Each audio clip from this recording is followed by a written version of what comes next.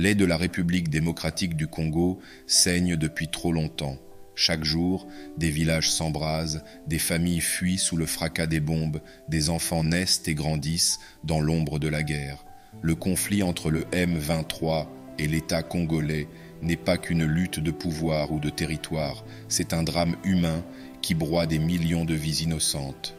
Dans cette région où la nature est d'une beauté inégalée, où les montagnes et les rivières chantent la richesse d'un sol fertile, il ne reste que des cris de détresse et des corps sans sépulture. Pendant que les armes dictent leurs lois, les regards du monde se détournent, laissant un peuple seul face à l'horreur. Mais derrière chaque ruine, il y a un espoir fragile qui refuse de mourir, car un pays ne peut pas être éternellement enchaîné par la guerre. Un jour viendra où les armes se tairont, où les enfants congolais pourront rêver d'un avenir sans peur. Mais ce jour ne viendra pas sans justice, sans action, sans la volonté ferme de briser enfin ce cycle infernal de violence. 1. Origine du mouvement du 23 mars. Le M23 est un groupe rebelle principalement composé de combattants Tutsis congolais qui trouvent ses racines dans les conflits récurrents de l'Est de la RDC. Il est né en 2012 lorsque d'anciens membres du Congrès national pour la défense du peuple, un autre groupe rebelle intégré aux forces armées de la RDC en vertu d'un accord de paix signé en 2009, se sont mutinés. Ces mutins ont accusé le gouvernement congolais de ne pas avoir respecté les termes de cet accord, notamment en CE qui concerne l'intégration de leurs combattants dans l'armée nationale et la protection de la communauté Tutsi congolaise. Sous la direction de Bosco Ntaganda, puis de Sultani Makenga, le M23 a mené une offensive éclair et occupé la ville stratégique de Goma en novembre 2012. Cette occupation a provoqué une condamnation internationale et sous la pression de la communauté internationale, notamment des Nations Unies et des États-Unis, le groupe a été militairement défait en 2013 par les FARDC appuyés par la brigade d'intervention de la MONUSCO, mission de l'ONU en RDC. Ces membres se sont alors repliés en Ouganda et au Rwanda où ils ont été placés sous surveillance. 2. La résurgence du M23 et l'aggravation du conflit. Après plusieurs années de relative accalmie, le M23 a repris les armes en novembre 2021, lançant une série d'offensives dans les territoires de Rutshuru et Masisi, au nord Kivu.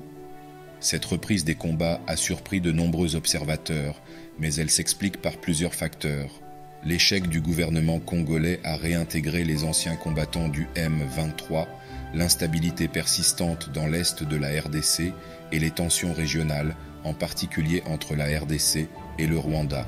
En 2022, le M23 a réussi à s'emparer de vastes portions du Nord Kivu, défiant les FARDC et la MONUSCO. En janvier 2025, le groupe a mené une offensive majeure qui a abouti à la prise de Goma, une ville de plus de 2 millions d'habitants, marquant une escalade alarmante du conflit. Cette avancée du M23 a exacerbé la crise humanitaire et provoqué une intensification des tensions diplomatiques entre la RDC et ses voisins. 3. Accusations de soutien étranger et tensions régionales. L'un des aspects les plus controversés de ce conflit est l'implication présumée du Rwanda. Le gouvernement congolais accuse Kigali de soutenir activement le M23 en fournissant des armes, des renseignements et même des troupes pour mener des attaques en RDC. Plusieurs rapports des Nations Unies et d'ONG comme Human Rights Watch ont corroboré ces accusations, affirmant que le soutien militaire rwandais a joué un rôle clé dans les victoires du M23. Le Rwanda, de son côté, rejette ces allégations et accuse la RDC de collaborer avec les forces démocratiques de libération du Rwanda, un groupe armé Hutu qui compte d'anciens génocidaires parmi ses membres et qui constitue une menace pour Kigali. Cette escalade des tensions a ravivé les hostilités entre les deux pays et risque d'entraîner une guerre régionale plus large impliquant d'autres acteurs comme l'Ouganda et le Burundi. 4.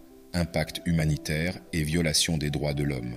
Le conflit entre le M23 et le gouvernement congolais a causé des souffrances indescriptibles à la population civile. Les combats ont provoqué le déplacement de centaines de milliers de personnes, forçant les familles à fuir vers des camps de réfugiés surpeuplés où elles vivent dans des conditions précaires, sans accès suffisant à l'eau potable, aux soins de santé ou à l'éducation. Des rapports de l'ONU et d'organisations de défense des droits humains ont documenté des violations graves des droits de l'homme commises par le M23, y compris des exécutions sommaires, des recrutements forcés d'enfants soldats, des violences sexuelles et des pillages de villages entiers. L'armée congolaise, quant à elle, est également accusée d'exactions contre les civils, ce qui complique davantage la situation. 5. Enjeux économiques et géostratégiques. Au-delà des aspects militaires et humanitaires, le conflit du M23 est aussi une guerre pour le contrôle des ressources naturelles. L'est de la RDC regorge de minerais stratégiques comme le coltan, le cobalt et l'or, qui sont essentiels à l'industrie technologique mondiale.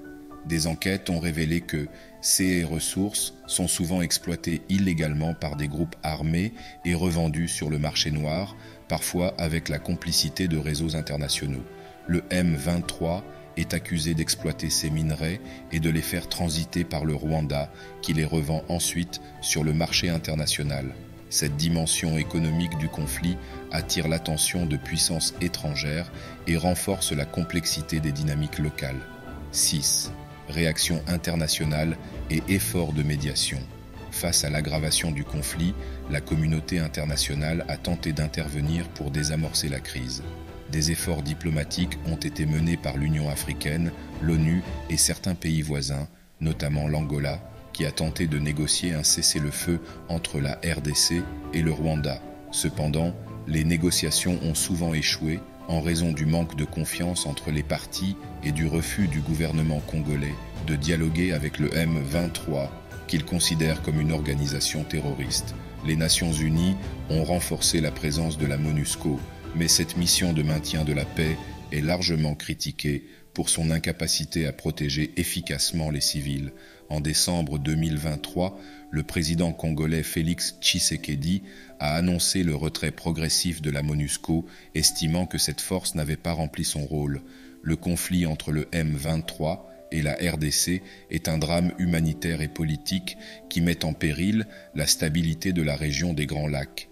Son règlement nécessitera une approche globale qui ne se limite pas aux solutions militaires, mais qui prenne également en compte les causes profondes du problème, notamment l'intégration des communautés marginalisées, la réforme des forces armées congolaises et la lutte contre le commerce illégal des ressources naturelles. Tant que des solutions durables ne seront pas trouvées, la région restera en proie à l'instabilité et les populations civiles continueront de payer le prix de cette guerre aux multiples facettes. La question demeure, la RDC et la communauté internationale sont-elles prêtes à aller au-delà des condamnations et à mettre en place des mesures concrètes pour mettre fin à ce cycle de violence ?